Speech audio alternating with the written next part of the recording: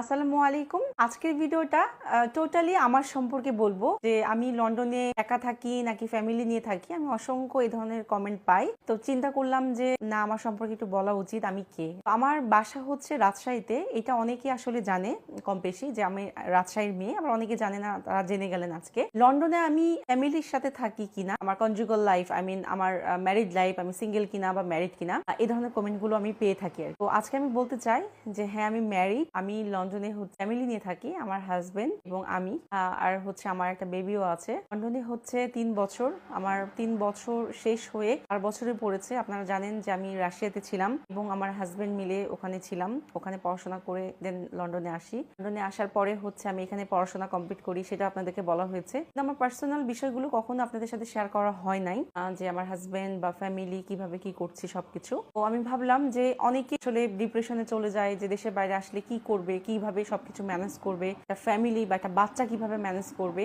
তো সবকিছুই আস্তে আস্তে আমি আপনাদের সাথে শেয়ার করব। আমার হাজবেন্ড কি করে বা আমি কি করি, এই বিষয়গুলো নিয়ে আপনাদের সাথে বলবো। আমার পার্সোনাল লাইফ থেকেও কিন্তু আমি চেষ্টা করব আপনাদেরকে অনেক কিছু শেখানোর, এবং আপনারা অনেক কিছু জানবেন আমার পার্সোনাল লাইফ থেকেও। আমি বলবো আপনাদেরকে যে অবশ্যই আমার ফ্যামিলির জন্য দোয়া করবেন। আমি বিদেশ লাইফের সংগ্রামের যে জীবন আর কি, হ্যাঁ, হাজবেন্ড ওয়াইফ বা একটা বাচ্চা হওয়ার পরে সবকিছু আসলে তো শেয়ার করা যায় না। তো যতটুকু অনলাইনে শেয়ার করা যায় অতটুকুই হচ্ছে শেয়ার করার চেষ্টা করব।